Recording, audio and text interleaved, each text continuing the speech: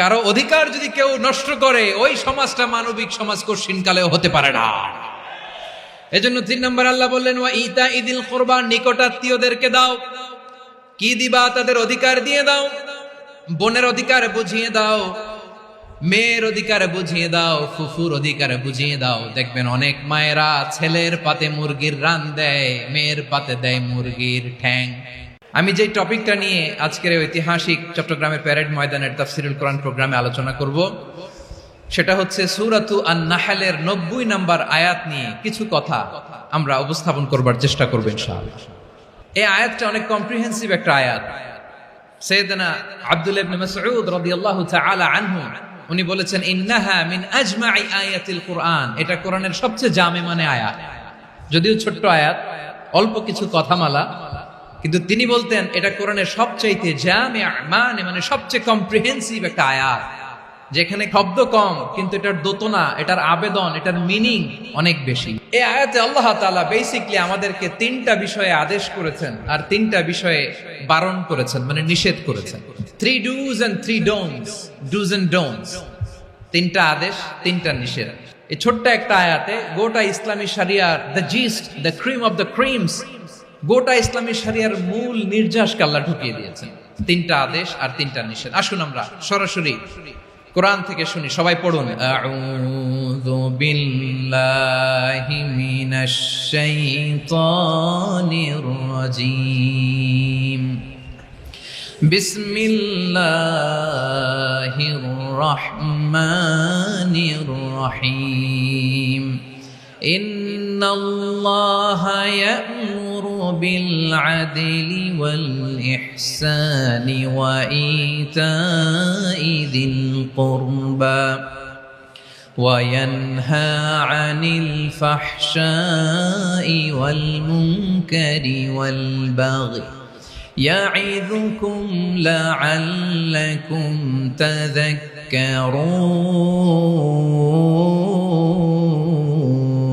তাযাক্কারুন।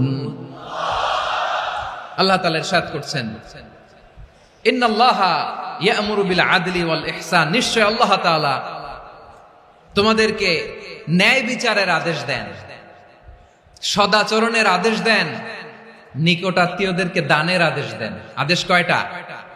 নিশ্চয় আল্লাহ তাআলা তোমাদেরকে ন্যায় বিচারের আদেশ দেন, সদাচরণের আদেশ দেন, তিনি তোমাদের নিকটাত্মীয়দেরকে দানের আদেশ দেন, আর তিনি তোমাদেরকে অশ্লীলতা থেকে নিষেধ করেন, মন্দ কাজ থেকে নিষেধ করেন, অবাধ্যতা সীমা লঙ্ঘন থেকে নিষেধ করেন। তিনি তোমাদেরকে উপদেশ দেন যাতে তোমরা শিক্ষা গ্রহণ করো। সুবহানাল্লাহ। উপদেশ দিচ্ছে স্বয়ং কে? 3টা জিনিসের আদেশ। ইয়া'মুরু বিল আদল, সুবিচার, ন্যায় বিচারের আদেশ তিনি দেন।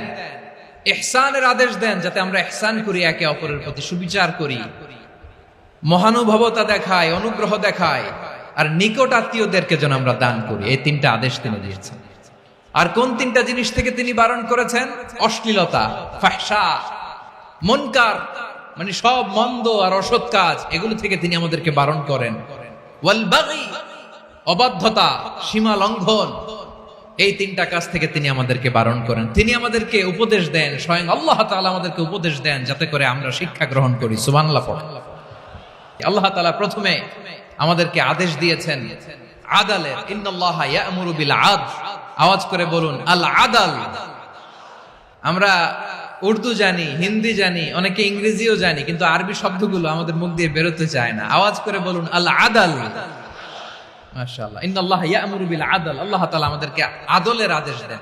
আদল অনেকে না বুঝলেও আদালত শব্দটা বুঝবেন। আদালত, আদালত, আদালত বুঝেন না? যেখানে বিচার কার্যের ফয়সালা করা হয়, কোর্ট কাচারি, আদালত, এটা তো ভেরি কমন। এটা শুনছেন না সবাই? আদালত, যেখানে ন্যায় বিচার হবে, সুশাসন হবে। কিন্তু ভাগ্যের কি নির্মম পরিহাস, ওখান থেকে মিথ্যা সাক্ষী দিয়ে মনমতো রায় দিয়ে দেয়া হয়। এগুলোর পরিবর্তন হওয়ার দরকার আছে না নাই? প্রিয় ভাইয়েরা, আদালত, আল আদল, ইংরেজিতে বলে জাস্টিস, ন্যায় বিচার, সুবিচার, সুশাসন, জাস্টিস, আল আদল। সব জায়গায় এই জাস্টিস থাকা দরকার। Justice should be prevailed in the society. The mission of all prophet was to uphold the justice. সব নবীর মিশন ছিল এই জাস্টিসকে, আদালকে, সুশাসন আর সুবিচারকে নিশ্চিত করা। পড়েন সুবহানাল্লাহ। And the core message of every divine scripture was to uphold justice. পৃথিবীর সব আসমানি কিতাবের মূল শিক্ষা ছিল এই জাস্টিসকে সমাজে এনশিওর করা, সুবিচার সুশাসনকে এনশিওর করা। তাহলে প্রিয় ভাইরা, আমরা বুঝতে পারলাম আল আদল শব্দের মানে হচ্ছে ইনসাফ বা সুবিচার বা ন্যায় বিচার। এটা হচ্ছে একটা general meaning, very general meaning. আপনি যদি ইন ডেপথ বুঝতে চান, আরো ভেতরে যান, তাহলে আদল মানে হচ্ছে সমন্বয়, আদল মানে হচ্ছে ভারসাম্য, ব্যালেন্স। আদল মানে হচ্ছে মধ্যম পন্থা। সুবহানাল্লাহ পড়েন। কারণ সব সময় সমান সমান হইলেই সুবিচার হয় না। কথা কি বুঝতেছেন? ইসলামের দ্য কনসেপ্ট অফ আদল, এটা এমন আদল, এটা সব সময় সমান সমান নয়। যখন সমান সমান দেয়া দরকার, ইসলাম সমান সমান দেয়। যখন ব্যালেন্স করা দরকার, চেক এন্ড ব্যালেন্স, সমন্বয়, ভারসাম্য করা দরকার, তখন ইসলাম ভারসাম্য করে দেয়। এটার নাম আদল। সুবহানাল্লাহ। সহজ করে আপনাদেরকে বুঝাই। যেমন ধরুন, একটা পরিবারের 3 জন সদস্য, স্বামী, স্ত্রী আর সন্তান।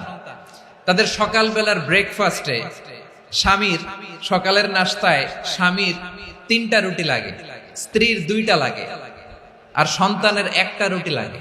এখন আমি যদি সমান সমান করে আদল করতে চাই, সবাইকে যদি 3টা করে রুটি দেই, তাহলে স্বামী বেচারার জন্য ঠিক আছে? কি বলেন? কথা কি বুঝতেছেন না কষ্ট হয়ে যাচ্ছে?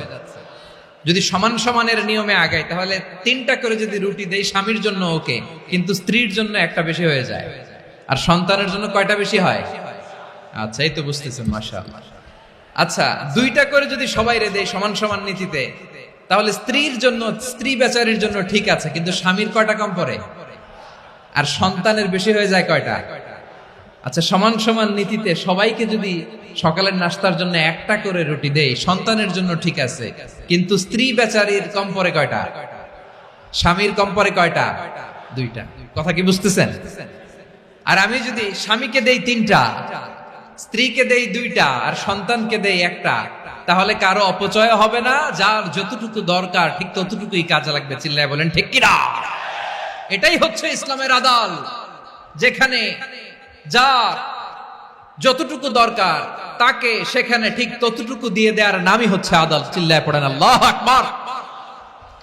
রব্বুল আলামিন বলেন, ইউসিকুমুল্লাহু ফি আওলাদিকুম লিযযাকারি মিসলু হাযযিল উনসায়াইন। আল্লাহ তোমাদেরকে ওসিয়ত করেন, তোমাদেরকে আদেশ দেন, উত্তরাধিকার সম্পদ যখন বন্টন হবে, ছেলেরা যতটুকু পাবে, মেয়ে পাবে তার অর্ধেক। সুবহানাল্লাহ বলেন।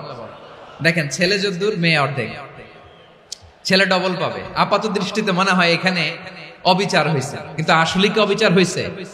আপনি বিয়ের ক্ষেত্রে যান, ওইখানে আবার ছেলে মোহরানা দেয়, মেয়ে সেখানে মোহরানা পায়। তাহলে চেক এন্ড ব্যালেন্স, ভারসাম্য, ব্যালেন্স, মধ্যম পন্থা এখানে আছে না নাই?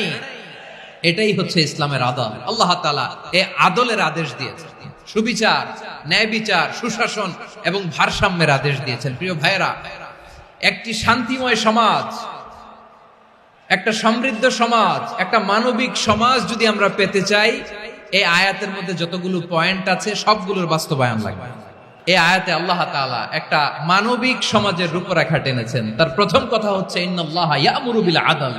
আল্লাহ তাআলা তোমাদেরকে আদলের নির্দেশনা দেয়, সুবিচার, সুশাসনের নির্দেশনা দেয়। যে সমাজে আদল থাকে না, সেই সমাজে জুলুম মানুষের ঘাড়ে চেপে বসে।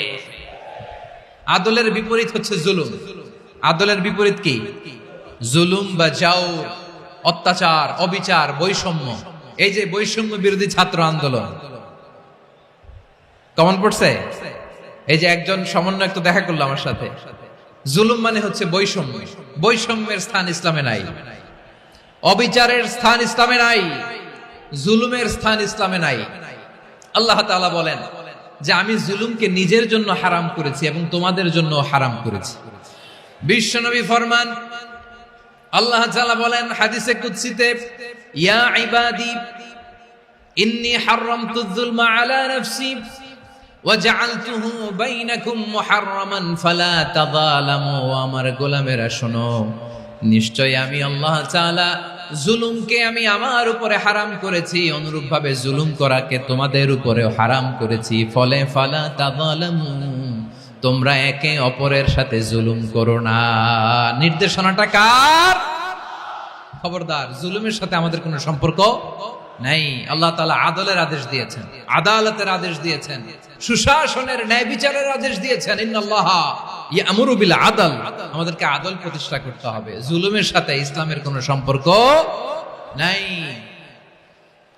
আল্লাহ তাআলা জালিমদের জন্য কঠিন শাস্তি প্রস্তুত করে রেখেছেন। এক্সট্রা জুডিশিয়াল কিলিং এর কোনো হিসাব নাই।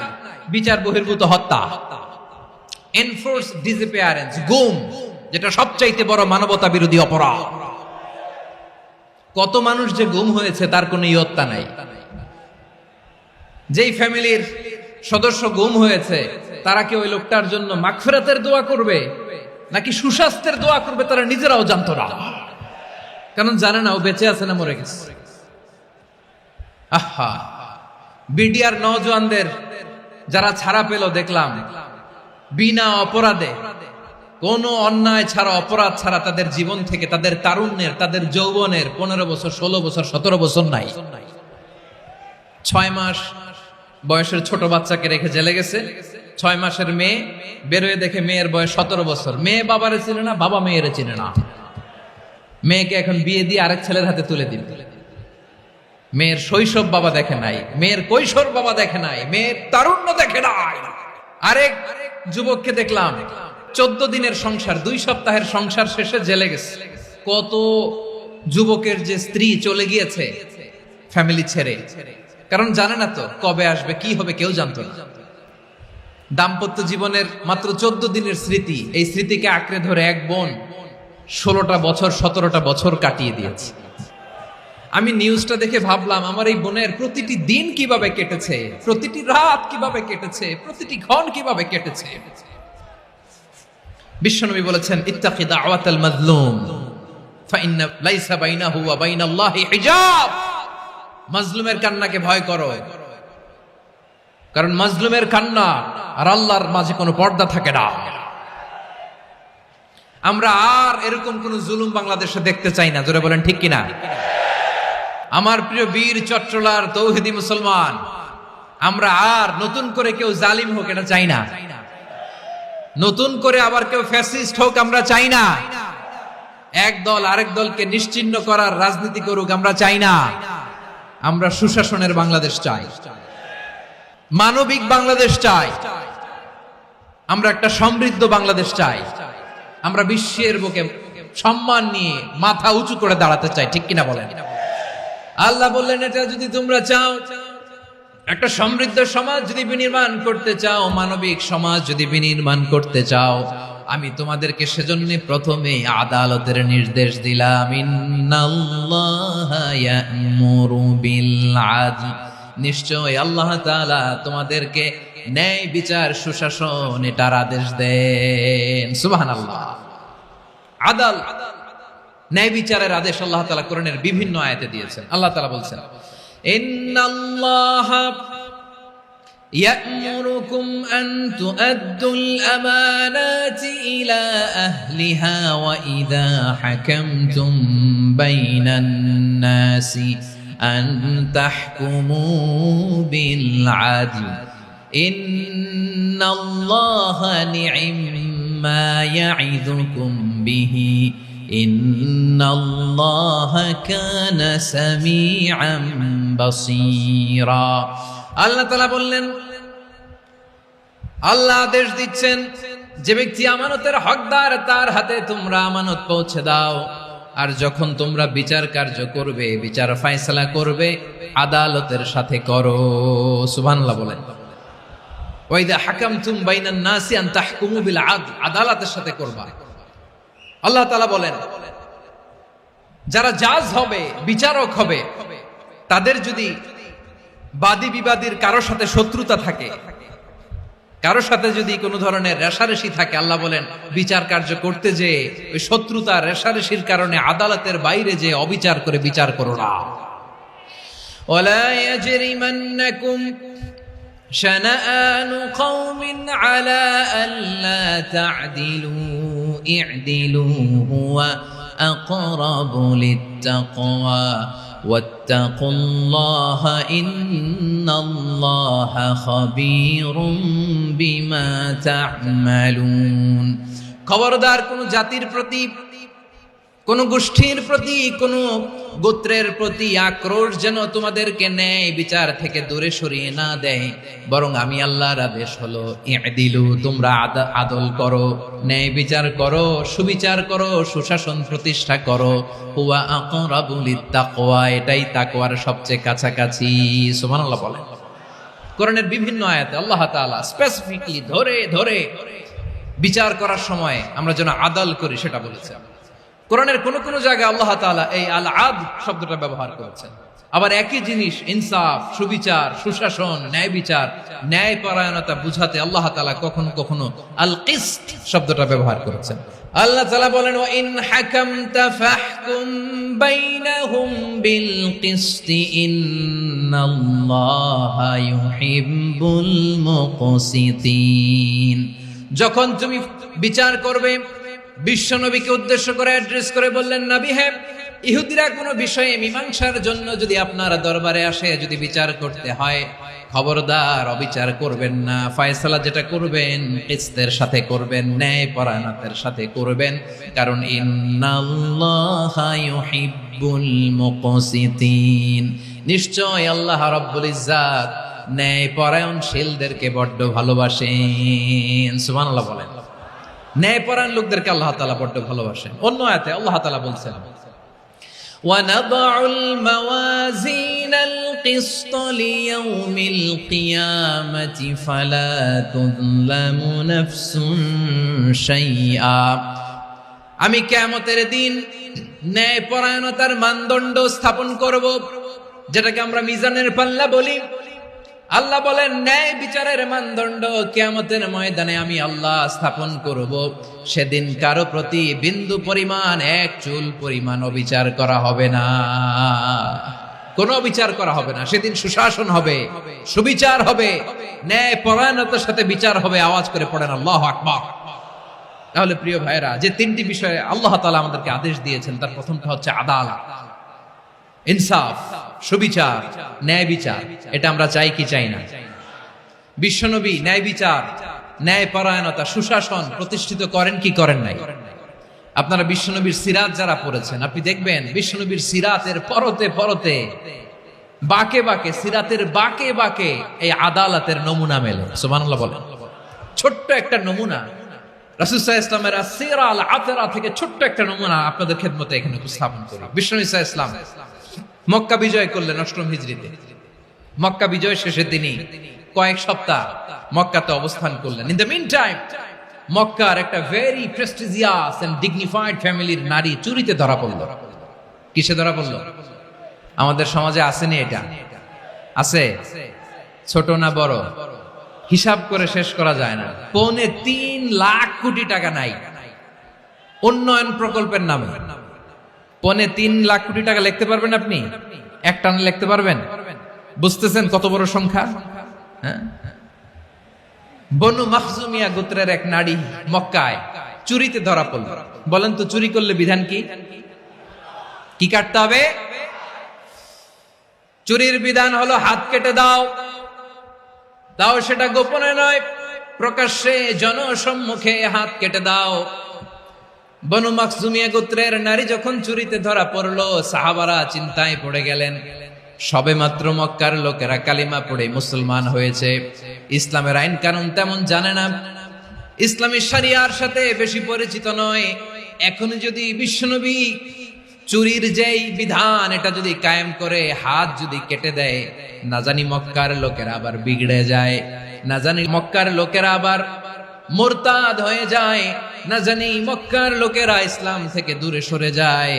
চলো চলো সাহাবীরা মিলে পরামর্শ করলেন, চলো বিশ্বনবীর কাছে যে বলি, ও নবী, শুধু কেবলমাত্র একমাত্র এই নারীর জন্য চুরির হাত কাটার বিধানটা আপনি একটু থামিয়ে দেন।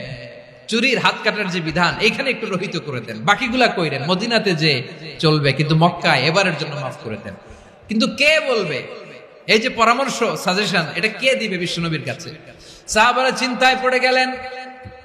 আল্লাহর নবীর সামনে দাঁড়িয়ে আল্লাহর দেয়া হুদুদ, আল্লাহর দেয়া বিধান থামিয়ে দেওয়া, মাফ করে দেওয়া, এই কথা বিশ্বনবীর সামনে বলার সাহস তো কেউ রাখে না। কেউ কেউ বলল, বিশ্বনবীর পালক পুত্র যায়েদ বিন হারেসার সন্তান উসামারে বিশ্বনবী নাতির মতো আদর করে, বড্ড বেশি ভালোবাসে উসামারে।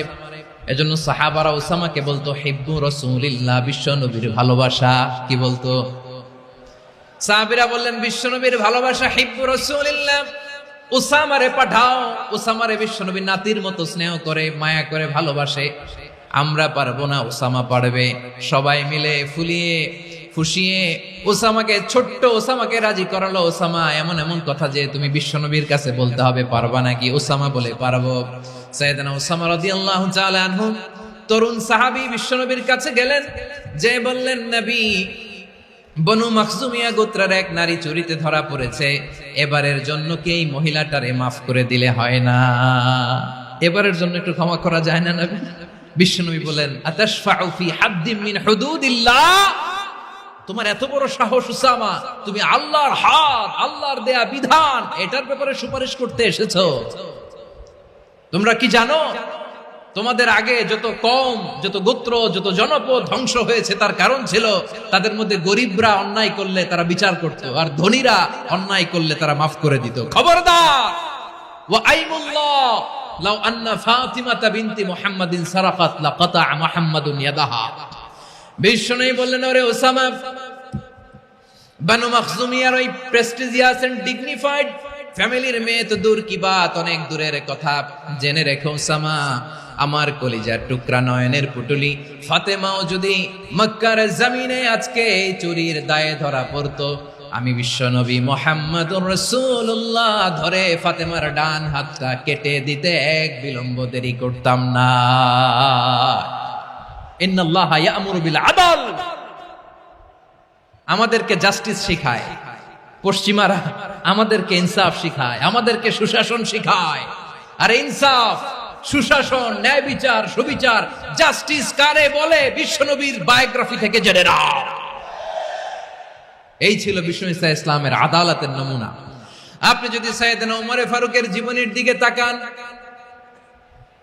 এমন কঠোর, এমন বীর সেনানী ছিলেন। সাইয়েদনা ওমর ফারুক যদি রাস্তার এই মাথা দিয়ে হাঁটা শুরু করতেন, শয়তান ওমর ফারুককে দেখলে ওই রাস্তা রেখে দিয়ে অন্য রাস্তা দিয়ে হাঁটতো। সুবহানাল্লাহ। ওমর ফারুক রাদিয়াল্লাহু তাআলা কি পার্সোনালিটি ছিল, কি পার্সোনালিটি! আমাদের এলাকায় ছোট বাচ্চারা রাতে ভাত খেতে চায় না, আমার মেয়েটাও খেতে চায় না। এই এটা দিব, ওইটা দিব, আজকে মাহফিলে আসার সময় বলে দিছে লিস্ট করে, এটা এটা আনতে হবে। তো ছোট্ট বাচ্চাদের অনেক বায়না থাকে, ওরা রাতে খেতে চায় না। তো মায়েরা বিভিন্ন ভয় দেখায়, এই বাঘ আসবে, বাঘ আসবে খাও, এই ভূত আসবে, ভূত আসবে খাও। আপনারা কি বলেন চট্টগ্রামে? ভূত, ভূত, ভূত আসবে, বাঘ আসবে, খাও খাও খাও, তাড়াতাড়ি খাও। তো বাচ্চারা এগুলো শুনে ভয়ে খেতে শুরু করে। মদিনার জমিনেও একই ঘটনা ঘটতো। মদিনার ছোট্ট ছোট্ট সোনামণিরা খেতে চাইতো না, তো মায়েরা বলতো, হা হুয়া ইয়াতি উমর, হা হুয়া ইয়াতি উমর, ওই যে উমর আসতেছে, উমর। ওমরে ফারুকের কথা শুনলে বাচ্চারা একেবারে ঠান্ডা। প্রভু তুমি বলেছ রাসূল দেবে না, বলনি দেবে না ওমর, বলনি দেবে না হামজা তারি, খালিদ বিজয় সমর। প্রভু তুমি বলেছ রাসূল দেবে না, বলনি দেবে না ওমর, বলনি দেবে না হামজা তারি, খালিদ বিজয় সমর। প্রভু তুমি বলেছ রাসূল দেবে না। আল্লাহু আকবার। ওমর ফারুক রাদিয়াল্লাহু তাআলা আনহু, ওনার কথা শুনলে গায়ের মধ্যে গুজবাম হয়, গায়ের পশমগুলো দাঁড়িয়ে যায়। সুবহানাল্লাহ বলেন। কি পার্সোনালিটি ছিল, কি ব্যক্তিত্ব ছিল! মুনাফিকরা ওমর ফারুককে জমের মতো ভয় পেত। শয়তান, খোদ শয়তান এই রাস্তা দিয়ে আসলে শয়তান অন্য রাস্তা দিয়ে হাঁটত। ওমরে ফারুক রাদিয়াল্লাহু তাআলা আনহুর জীবনে যদি দেখেন, তাহলে সেখানে আপনি আদালতের, ইনসাফের, সুশাসনের, জাস্টিসের নমুনা দেখতে পাবেন। কয়টা শুনবেন? সাইয়েদনা ওমরে ফারুক রাদিয়াল্লাহু তাআলা আনহুর সন্তান আব্দুর রহমান মিশরে মদ খেয়ে মদ্যপ অবস্থায় ধরা পড়েছে। মদ খাওয়ার কারণে, মদ যদি কেউ পান করে আর যদি প্রমাণিত হয়, তার বিচার হলো 80 বেত। আওয়াজ করে বলেন কয় বেত? বাংলাদেশেও তো এই আইন আছে নাকি? বাংলাদেশে আছে? হ্যাঁ, মদ খাইলে 80 বেত, এই আইন বাংলাদেশে চালু হোক, আমরা চাই কি চাই না? একেবারে সহজ, পানির মতো সহজ হিসাব, একেবারে সহজ। ওমরে ফারুক রাদিয়াল্লাহু তাআলা আনহুর ছেলে ভুল করে মদ পান করে ফেলেছিলেন। আব্দুর রহমান, ঘটনা ঘটেছে মিশরে। মিশরের গভর্নর তখন আমর ইবনে আস রাদিয়াল্লাহু তাআলা আনহু।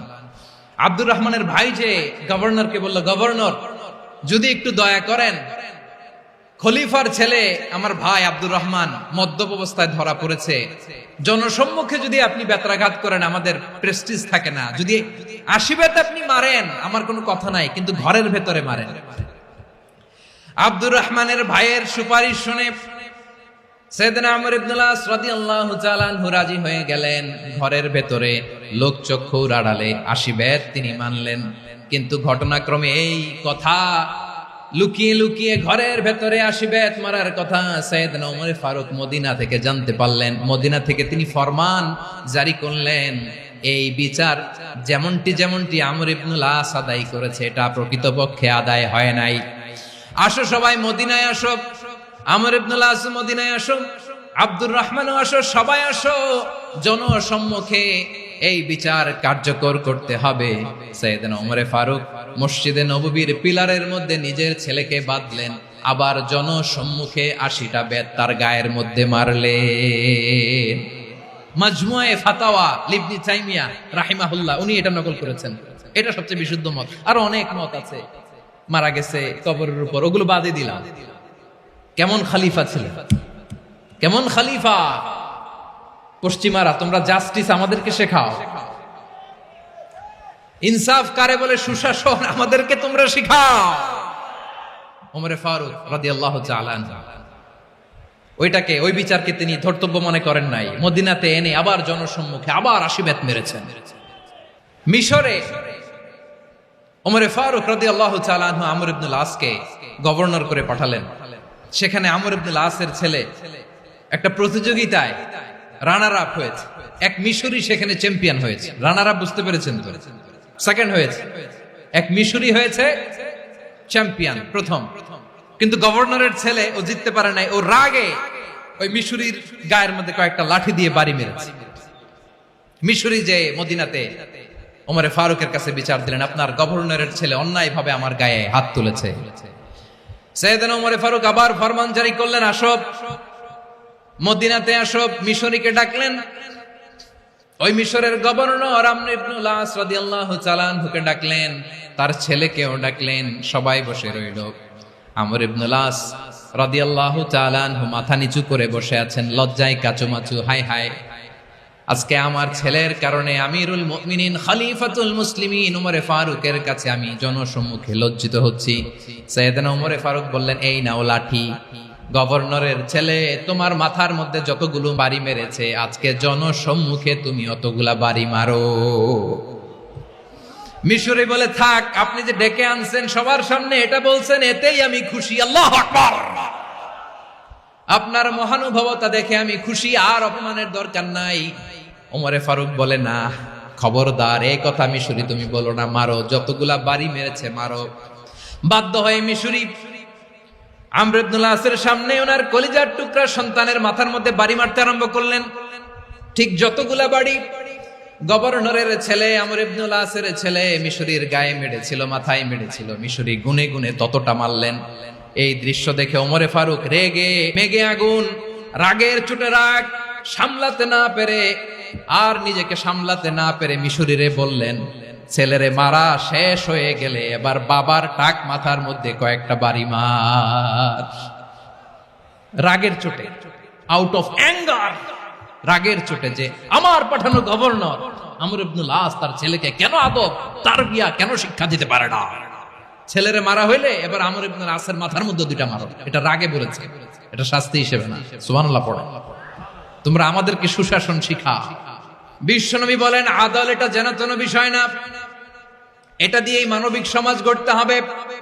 আল্লাহ তাআলা কিয়ামতের কঠিন ময়দানে যেদিন স্বামী স্ত্রীকে চিনবে না, স্ত্রী স্বামীকে দেখে পালিয়ে যাবে, বন্ধু বন্ধুরে চিনবে না, পীর সাহেব মুরিদরে চিনবে না, মুরিদ পীর সাহেবরে চিনবে না, দলের কর্মী তার নেতারে চিনবে না, নেতা তার কর্মীরে চিনবে না, বন্ধু বন্ধুরে দেখে পালাবে। এই কঠিন মুহূর্তে সূর্যটা মাথার কাছে চলে আসবে, জমিনটা তামার জমিন হবে, আজকের জমিনের মতো নয়।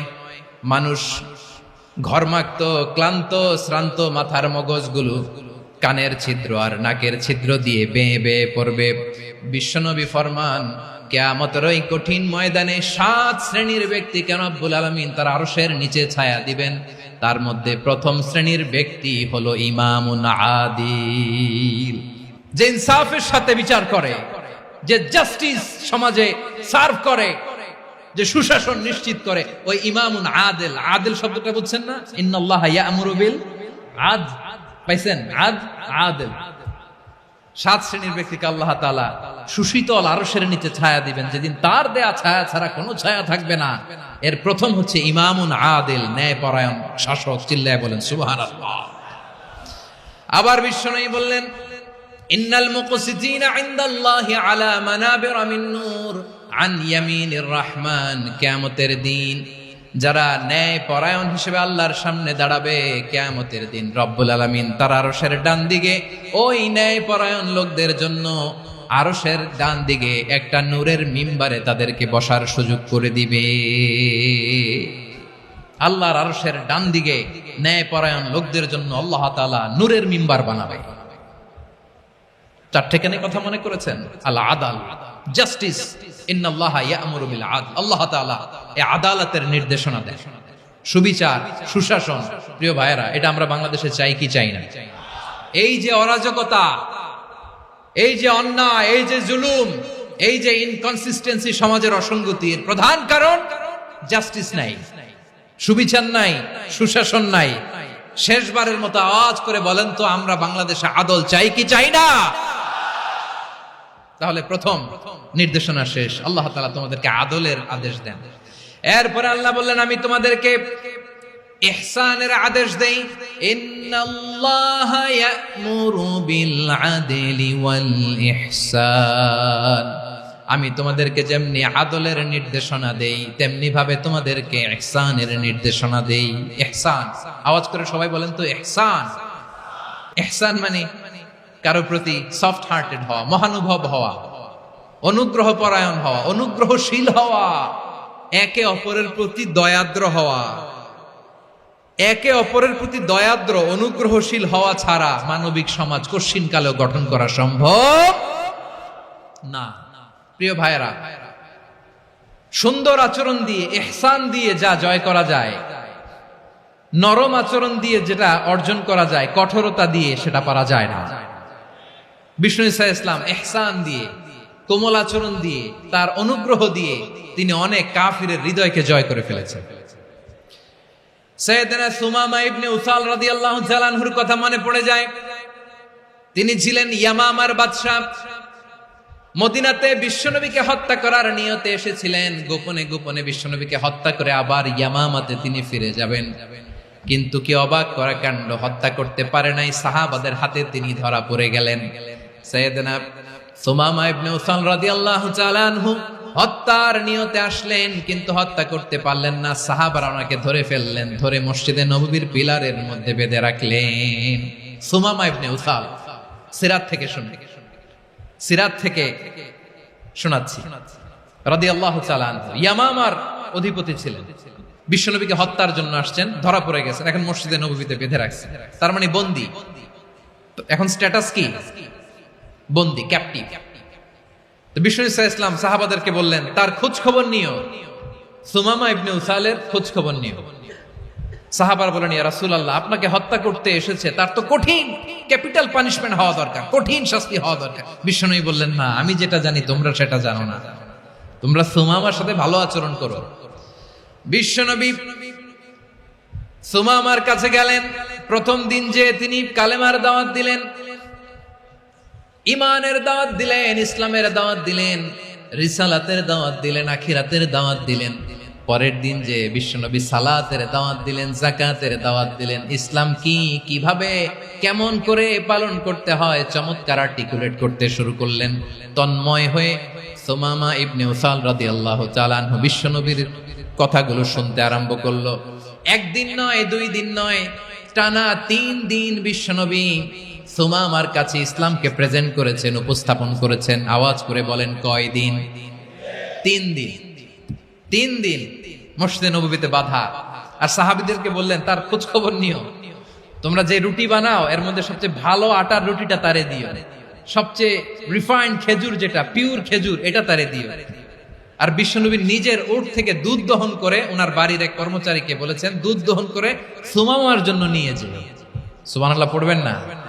সবাই তো অবাক, ইয়ামামা থেকে আসছে নবীকে হত্যা করতে, বিশ্বনবী দেখে তারে জামাই আদর করে। একদিন নয়, 2 দিন নয়, টানা 3 দিন বিশ্বনবী এভাবে সুমামার কাছে যে ইসলামকে প্রেজেন্ট করতে আরম্ভ করলেন, ইসলামকে উপস্থাপন করতে শুরু করলেন। আর তাকে চমৎকার এন্টারটেইনমেন্ট, আপ্যায়ন দিতে আরম্ভ করলেন। টানা 3 দিন যখন ইসলামের দ্য বিউটিজ অফ ইসলাম, ইসলামের সুমহান বাণী, সৌন্দর্য তার কাছে উপস্থাপন শেষ, তাকে আপ্যায়ন শেষ, বিশ্বনবী বললেন সাহাবাদেরকে, যাও এবার সুমামার হাতের পায়ের রশি দুটো খুলে দাও। সাহাবারা তর্ক জুড়ে দিলেন, লা ইয়া রাসূলুল্লাহ, এমনটা করবেন না, তো ভয়ঙ্কর ভয়ঙ্কর খুনি, কি জানি কি হয়ে যায়। বিশ্বনবী বললেন, না, তার হাতে পায়ের রশিগুলো খুলে দাও। সাহাবারা বিশ্বনবীর কথা মতো তার হাতে পায়ের রশিগুলো খুলে দিল। সুমামা মুহূর্তের মধ্যে মসজিদে নববী থেকে বের হয়, ইয়ামামায় ফিরে না যে মসজিদে নববীর পাশে একটা খেজুর বাগান ছিল, সেখানে চলে গেলেন। সেখানে একটা ছোট্ট কুয়া ছিল, কুয়ার পানি দিয়ে তিনি গোসল করলেন। সুবহানাল্লাহ পড়েন। কুয়ার পানি দিয়ে গোসল করে মসজিদে নববীর সামনে এসে বিশ্বনবী এবং সাহাবাদের সামনে দাঁড়িয়ে সাব্বাবা উঁচু করে বললেন, আশহাদু আল্লা ইলাহা ইল্লাল্লাহ ওয়া আশহাদু আন্না মুহাম্মাদান আবদুহু ওয়া রাসূলুহু। আমি সাক্ষ্য দিচ্ছি আল্লাহ ছাড়া কোনো ইলাহ নাই, আর মুহাম্মদ আল্লাহ তাআলার প্রেরিত বান্দা এবং রাসূল। প্রিয় ভাইয়েরা, ইহসান দিয়ে যা জয় করা যায়, কঠোরতা দিয়ে সেটা কঠিনকালেও জয় করা যায় না। আওয়াজ করে বলেন, ঠিক কি না? এবার সুমামা দাঁড়িয়ে বলে, ওগো নবী, আমি তো কালিমা পড়ে মুসলমান হয়ে গেলাম, এবার শোনেন, এই মুহূর্তের আগে আপনার চেহারার চাইতে নিকৃষ্ট কোনো চেহারা আমার কাছে ছিল না, কিন্তু শাহাদা পাঠ করার পরে আপনার চেহারার চাইতে উত্তম শ্রেষ্ঠ কোনো চেহারা আমার কাছে আর নাই। ও নবী, আজকের দিনের আগে ইসলাম ধর্মের চেয়ে নিকৃষ্ট অপছন্দনীয় কোনো ধর্ম আমার কাছে ছিল না, কিন্তু এই মুহূর্ত থেকে ইসলামের চেয়ে সেরা শ্রেষ্ঠ পছন্দনীয় কোনো ধর্ম আমার কাছে নাই। নবী গো, আজকের দিনের আগে মদিনার চাইতে অপছন্দনীয় নিকৃষ্ট কোনো শহর আমার কাছে ছিল না, কিন্তু এই মুহূর্তের পর থেকে মদিনার চাইতে কোনো শ্রেষ্ঠ শহর আমার জানা নাই। সে ছিল গমের বড় ডিলার, গম বেচত। কি বেচত? তার গম কিনে মক্কার লোকেরা রুটি খাইতো। সে ঘোষণা দিল, আজকে থেকে মক্কাবাসীদের জন্য সব গম আমি হারাম করে দিলাম, মক্কাবাসী এখন না খেয়ে মরে। সুবহানাল্লাহ পড়বেন না? মক্কাবাসী বিশ্বনবীর কাছে আসলেন, এসে বললেন, মুহাম্মদ, আমরা তো তোমার ভাই, তোমার চাচা, তোমার ভাতিজা, তোমার আত্মীয়, তুমি সুমামারে বলো সে যেন আবার গমের সাপ্লাই মক্কার জন্য অনুমতি দিয়ে দেয়। বিশ্বনবীর অনুমতি ক্রমে সুমামা আবার মক্কাতে গম পাঠাতে শুরু করলো। পড়েন সুবহানাল্লাহ। ইহসান, ইহসান দিয়ে আপনি যেটা জয় করতে পারবেন, you can win the heart of your enemies. ইহসান দিয়ে আপনি আপনার শত্রুর হৃদয়কে জয় করতে পারবেন।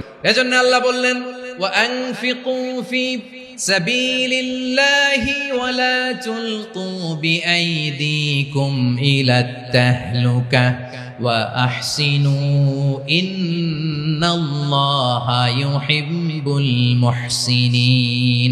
তোমরা আল্লাহর রাস্তায় দান করবে আর নিজেরা নিজেদেরকে ধ্বংসের হাতে ঠেলে দিও না। তোমরা একে অপরের প্রতি ইহসান করবে, কারণ ইহসানকারীদেরকে আল্লাহ বড্ড ভালোবাসেন। সুবহানাল্লাহ পড়েন।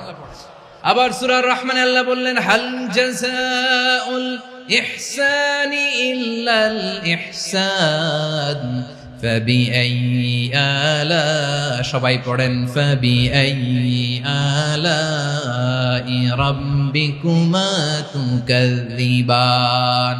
ইহসানের প্রতিদান হিসেবে ইহসানি হয়।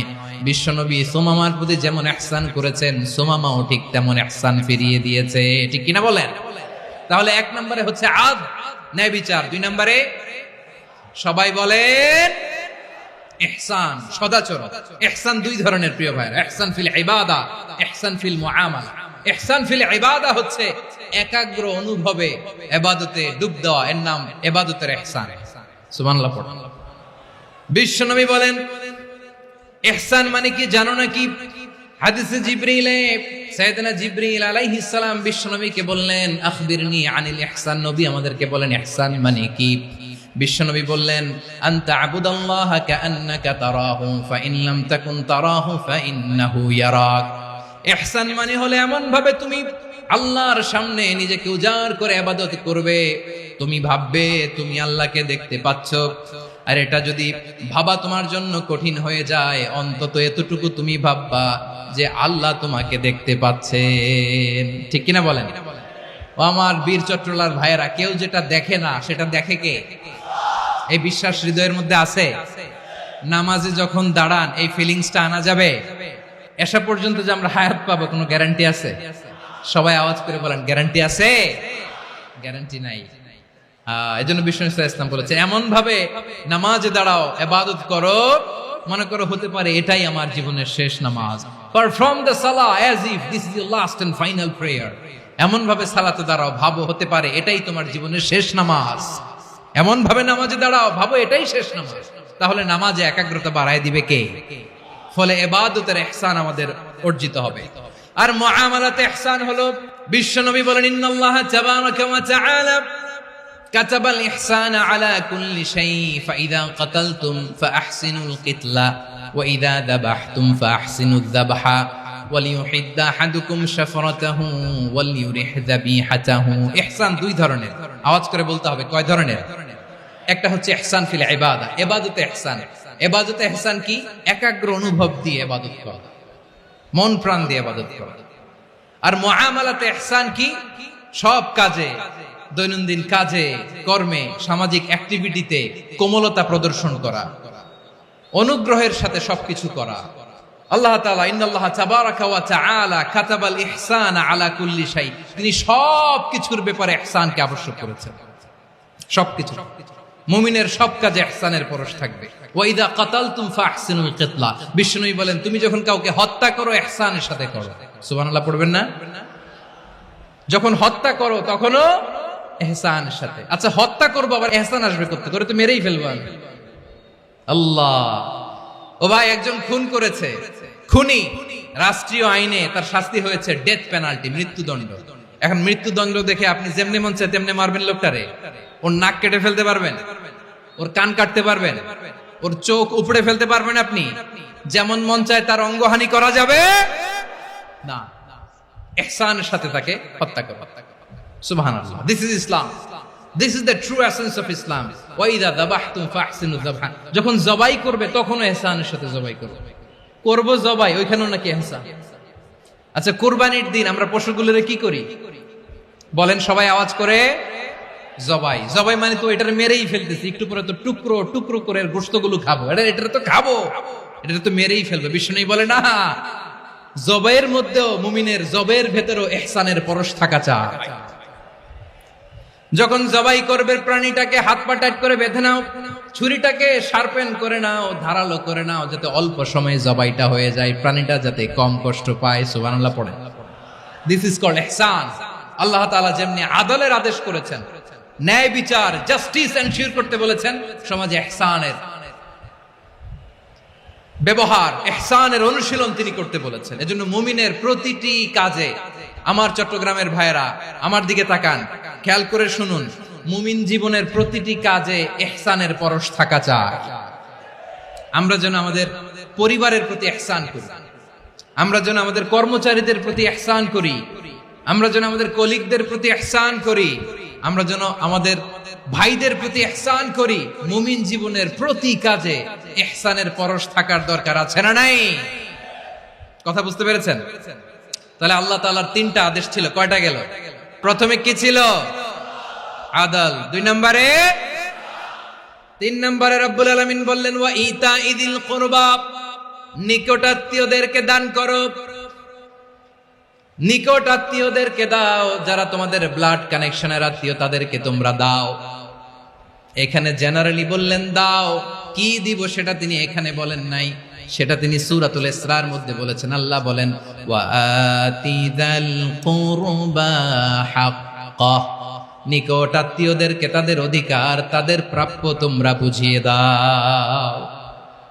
দেখেন, একটা শান্তির সমাজ, একটা সমৃদ্ধ সমাজ, একটা মানবিক সমাজ গঠনের জন্য আল্লাহ তাআলা বেশি না, মাত্র 3টা অর্ডার, 3টা ভার্ডিক্ট তিনি জারি করেছেন। 1 নাম্বার সুশাসন, ন্যায় বিচার। 2 নাম্বার ইহসান। 3 নাম্বার নিকটাত্মীয়, যারা কাছের, তোমার ভেরি ক্লোজ রিলেশনশিপে আছে, তাদেরকে দাও। দাও, দিলে বাড়িয়ে দেয় কে? অনেকে দিতে চায় না, কৃপণতা করে। দিলে বাড়ায় দেয় কে? ও মিয়া, মদিনার মধ্যে সবচাইতে গরিব সাহাবী ছিল বেলাল রাদিয়াল্লাহু তাআলা আনহু। ওনার এন্টায়ার অ্যাসেট, সম্পদের পরিমাণ কতদূর জানেন? একটা লুঙ্গি। বেলাল রাদিয়াল্লাহু তাআলা আনহু, ওনার টোটাল ওয়েলথের এস্টিমেশন হচ্ছে মাত্র একটা লুঙ্গি। একটা লুঙ্গি, টোটাল ওয়েলথ এস্টিমেশন, টোটাল সম্পদের পরিমাণ বেলাল রাদিয়াল্লাহু তাআলা আনহুর কি ছিল? ওই বেলাল রাদিয়াল্লাহু তাআলা আনহুকে বিষ্ণু ইসলাম বলেছেন আনফিক ইয়া বেলাল, ও বেলাল তুমিও দাও। ওয়ালা তাখশা মিন যিল আরশি ইখলালা, আরশের অধিপতির তো কোনো ঘাটতি নাই, তুমি দিলে ওই আল্লাহ তোমারে বাড়ায় দিবে। এজন্য আমার প্রিয় ভাইয়েরা, দিলে কমে না, দিলে বাড়ে। অনেকে ধরে রাখে, নতুন কিছু নিতে পারে না, হাত দিয়ে যেটা ধরে রেখেছেন এটা দিয়ে দেন, বড় একটা ধরার সুযোগ পাবেন। জোরে বলেন ঠিক কিনা? রব্বুল আলামিন বললেন 3 নাম্বার আদেশ হলো তোমাদের প্রতি সমাজটারে কেমন করে মানবিক সমাজ, সুন্দর সমাজ গড়বা। 3 নাম্বার আদেশ হলো ওয়া আতিদাল কুরবা হাক্কা, নিকটাত্মীয়দেরকে তাদের প্রাপ্য বুঝিয়ে দাও। এই নিকটাত্মীয়দেরকে তাদের অধিকার বুঝিয়ে দেওয়া, প্রাপ্য বুঝিয়ে দেওয়াতে আমাদের গাফলতি আছে না নাই?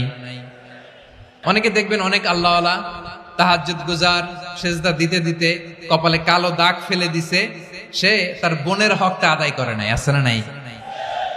অনেক বড় হাজী সাহেব, বিশাল লম্বা দাড়ি, ছেলেরে সব দিয়ে দিছে, মেয়েরে কিছু দেয় নাই, মেয়ের হক আদায় করে নাই, আছে না নাই? এই হাজী সাহেবেরা, এই আল্লাহওয়ালারা কিয়ামতের ময়দানে আটকে যাবে। আপনি অন্যের অধিকার নষ্ট করেছেন, তাদের রাইটস কে ভায়োলেট করেছেন।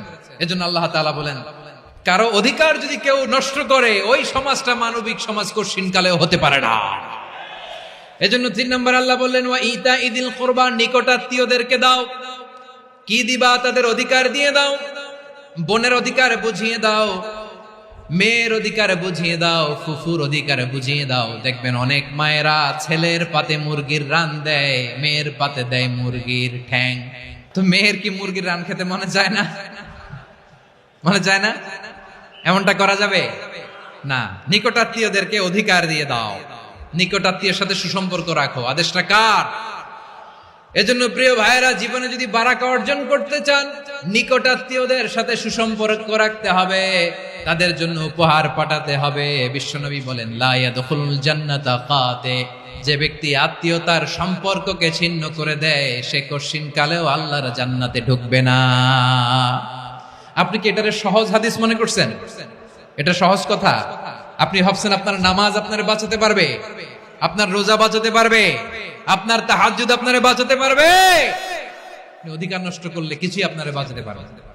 এজন্য নিকট আত্মীয়দেরকে দিতে হবে বেশি বেশি। বিশ্বনবী বলেন ইন্না সাদাকাতা আলাল মিসকিনি সাদাকা ওয়া আলা যির রাহিমি ইসনাতান সাদাকাতুন ওয়া সিলা। মিসকিনরে দান করলে শুধু দানের সওয়াব হয়, নিকট আত্মীয়কে দান করলে 2টার সওয়াব হয়, সাদাকার সওয়াব হয়, আবার আত্মীয়তার বন্ধন অটুট রাখার সওয়াব হয়ে যায়। আবার বিশ্বনবী বললেন মান সাররাহু আইয়ুবসাতা লাহু ফি রিজকিহি ওয়া ইনসালাহু ফি আসারিহি ফালইয়াসিল রাহিমা। যে ব্যক্তি তার রিজিকের প্রশস্ততা চায় আর হায়াতে বরকত চায়, সে যেন তার আত্মীয়ের সাথে সুসম্পর্ক রাখে। আমার প্রিয় চট্টলার ভাইয়েরা, আমাদের রিজিক বাড়ুক, এটা আমরা চাই কি চাই না? সবাই চান? হ্যাঁ, আমাদের রিজিকে প্রশস্ততা আসুক, চাই কি চাই না? আমাদের হায়াতে বরকত আসুক, আমরা চাই কি চাই না? এই দুইটা যদি চান তাহলে নিকটাত্মীয়দের সাথে সুসম্পর্ক রাখবেন, পারবেন? তাহলে সমাজটারে মানবিক সমাজ বানায় দিবে কে? তিনটা আদেশ চলে গেল। 1 নম্বরে কি ছিল? 2 নম্বরে, 3 নম্বরে নিকটাত্মীয়দেরকে দান। আল্লাহ তাআলা তিনটা জিনিসের যেমনি আদেশ করেছেন, অনুরূপ ভাবে তিনটা বিষয় তিনি বারণ করেছেন, নিষেধ করেছেন। ওগুলোর কাছেও যাওয়া যাবে। রাব্বুল আলামিন বলেন, ওয়ায়ানহা আনিল ফাহশাই ওয়াল মুনকারি ওয়াল বাগি। আমি যেমনি তিনটি বিষয়ে আদেশ করলাম, অনুরূপ ভাবে তিনটি বিষয়ে বারণ করলাম, নিষেধ করলাম। আমার 1 নাম্বার নিষেধাজ্ঞা হলো অশ্লীলতার প্রতি। ফাহশা, ওয়ায়ানহা আনিল ফাহশা, আল্লাহ তাআলা অশ্লীলতাকে নিষেধ করেছেন। কোন জিনিসকে? সবাই বলুন, কোন জিনিসকে? যত ধরনের, যত টাইপের, যত ক্যাটাগরির অশ্লীলতা হতে পারে সব অশ্লীলতাকে হারাম করেছেন কে? ফাহশা মানে কি? কথায়, কাজে, আচরণে, কমেন্ট, ফেসবুকের কমেন্টসে যত ধরনের নোংরামো আছে, যত ধরনের অশ্লীলতা আছে, এটাকে আরবিতে বলে ফাহশা। রাব্বুল আলামিন বলেন, কুল ইন্নামা حرم ربي الفواحش ما ظهر منها وما بطن। ও নবী, আপনি বলে দেন, আমার রব প্রকাশ্য, অপ্রকাশ্য, স্পষ্ট কিংবা অস্পষ্ট, দৃশ্যমান কিংবা অদৃশ্যমান সব অশ্লীলতাকে হারাম করেছেন। সব ধরনের অশ্লীলতা হারাম। আল্লাহ তাআলা আমাদেরকে অশ্লীলতা থেকে বাঁচান। এবার বলেন, আমাদের সমাজে অশ্লীলতা আছে না নাই? অশ্লীলতা নানা ভাবে, নানা নামে, নানা মোড়কে আমাদের সমাজে আছে না নাই? সংস্কৃতির নামে, ফ্যাশনের নামে, বিনোদনের নামে, উপন্যাসের নামে, কনসার্টের নামে অশ্লীলতা আছে না নাই? আপনি দেখেছেন কনসার্টগুলোর অবস্থা? আমাদের তরুণ তরুণীরা, আমাদের যুবক যুবতীরা, আমাদের জেনজিরা, কি অবস্থা ওইখানে? কনসার্টের নামে অশ্লীলতা আছে না নাই? ছেলে মেয়ে একে অপরকে জড়ায় ধরতেছে, একে অপরকে চুমু খাচ্ছে, প্রকাশ্যে, দিবালোকে, গণমানুষের সামনে। আল্লাহ তাআলা এই অশ্লীলতা থেকে আমাদেরকে বেঁচে থাকতে বলেছেন। রূপালী জগতের নামে অশ্লীলতা আছে না নাই? এই টার্মটা আপনারা জানেন না? রূপালী জগৎ কি জগৎ? আসলে কি রূপালী জগৎ না অন্ধকার জগৎ? আমার বোনেরা, আপনাদেরকে যে কি বলে তারা বুঝায়, রূপালী জগৎ শুনেই আপনি ভরকে যাবেন না। রূপালী জগতে যে নারী যত বেশি উলঙ্গ, সে নাকি তত বেশি সাহসী। জানেন? বলে এটা একটা সাহসী নারী, খুব সাহসী পদক্ষেপ তার। যত বেশি শরীর থেকে কাপড় নামাতে পারবে, যত বেশি বস্ত্রহীন হয়ে নিজেকে প্রেজেন্ট করতে পারবে, সে নাকি তত বেশি সাহসী। আমার চট্টলার ভাইয়েরা, শয়তানের প্রথমে এজেন্ডা ছিল বনি আদমকে বস্ত্রহীন করা। সে আদম এবং হাওয়া আলাইহিস সালামকে নিষিদ্ধ গাছের ফল খাইয়ে তাদেরকে বস্ত্রহীন করেছে। এই জামিনেও সে আমাদেরকে বস্ত্রহীন করতে চাইবে। এই রূপালী জগতের নামে তারা এটা করে। আমার প্রিয় বোনেরা, আপনি জানেন না আপনার দাম কত। ওরা আপনাদেরকে বিজ্ঞাপনের সস্তা পণ্য বানাতে চায়। ওরা আপনাদেরকে ওদের ভোগের লিপসার টুলস বানাতে চায়। ওরা আপনাদেরকে দিয়ে ওদের খায়েশ পূরণ করতে চায়। এটা আপনাদের জন্য মোটেও ডিগনিটি নয়, এটা আপনাদের জন্য সম্মান নয়। আপনার সম্মান শালীনতায়, আপনার সম্মান হেজাবে, আপনার সম্মান ভদ্রতায়, আপনার সম্মান আপনার ডিসেন্ট পোশাকে। পোশাক বলে দেয় এই নারীটা ভদ্র না অভদ্র। পোশাক বলে দেয় এই মেয়েটা কোন ঘরের মেয়ে। আপনি জানেন না, আপনারা সস্তা পণ্য বানায়, ভোগের পণ্য, বিলবোর্ডে আপনাকে উলঙ্গ করে উপস্থাপন করে। এই অশ্লীলতার সাথে ইসলামের কোন সম্পর্ক। এজন্য আল্লাহ বলেন, আমি অশ্লীলতাকে হারাম করেছি। অশ্লীলতাকে হারাম করার প্রথম কারণ হলো এর মাধ্যমে মানবতাকে অপমানিত করা হয়। কারণ মানুষের সম্মান মানুষের পোশাকে। মানুষ যখন পোশাকহীন হয়ে যায়, বস্ত্রহীন হয়ে যায়, তার সম্মান কমে যায়, ঠিক কিনা? অশ্লীলতাকে হারাম করার প্রথম কারণ হচ্ছে মানুষ মানুষকে অপমান করে। একটা নারী, সে তো সম্মানিত, নারী যে কত সম্মানিত নারীর এটা বুঝেই নাই। বিশ্বনবী বলেন আর দুনিয়া কুল্লুহা মাতা ওয়া খায়রু মাতা'আদ দুনিয়া আল মারআতুস সালিহা। আমার বোনেরা, 5টা প্যান্ডেলে আপনারা এলইডিতে আমার আলোচনা শুনছেন, আমি জানি। আপনাদের এই গর্ভ যে কত দামি আপনি জানেন না। আপনার পেট থেকেই আসবে আগামী দিনের সালাহুদ্দিন আল আইয়ুবী। আপনার পেট থেকেই আসবে অনাগত দিনের ইমাম মাহদী আল মুনতাজার। আপনার পেট থেকেই আসবে অনাগত দিনের ফয়সাল, ওয়াসিম, মুগ্ধ, আবু সাইদের মতো বীর যোদ্ধা। আমার প্রিয় বোনেরা, আমার প্রিয় বোনেরা, বিশ্বনবীর কথার ওজন খেয়াল করেন। আর দুনিয়া কুল্লুহা মাতা ওয়া খায়রু মাতা'আদ দুনিয়া আল মারআতুস সালিহা। দুনিয়ার সবকিছুই অ্যাসেট, এর মধ্যে সবচেয়ে দামি অ্যাসেট নেককার নারী। আপনার গর্ভ যে কত দামি আপনি জানেন না। নিজের সময়টাকে কাজে লাগান, কোরআন পড়েন, সুন্নাহ পড়েন। আপনার অনেক দায়িত্ব ঘরে। You are the MD of your family. একটা family it's a very big institution. পরিবার একটা অনেক বড় প্রতিষ্ঠান। And you are the MD of your institution. আপনি এই পরিবারের MD, managing director of your family. এখানে আপনার কত দায়িত্ব। আপনি ছেলে মেয়েদেরকে তারবিয়া করবেন। আপনি আপনার স্বামীর জন্য ঘরটারে জান্নাতের নীর বানাবেন। আপনার জন্য জান্নাতের ডুপ্লেক্স বাড়ি ওইখানে তৈরি করে রাখবে কে? আপনি যে কত দামি আপনি জানেন না। নারীদেরকে আল্লাহ বানিয়েছেন উচ্চতর করে, নিম্নতর নয়। নারীদেরকে ছোট্ট জিনিস দিলে এটার বড় করে দেয়। নারীদেরকে ভ্রূণ দিলে, শুক্রাণু দিলে নারী এটারে বাচ্চা হিসেবে উপহার দেয়, ঠিক কিনা? বিয়ের মাধ্যমে স্বামী যখন তার শুক্রাণু তার স্ত্রীকে উপহার দেয়, স্ত্রী রিটার্নে কি উপহার দেয়? ফুল ফর্ম বেবি, মানব সন্তান। দেখছেন, আপনি দিলেন একটুকুনি, দিছে বিশাল। আপনি যদি নারীকে বাজার এনে দেন, নারী এটাকে সুস্বাদু খাবারে রূপান্তর করে দেয়।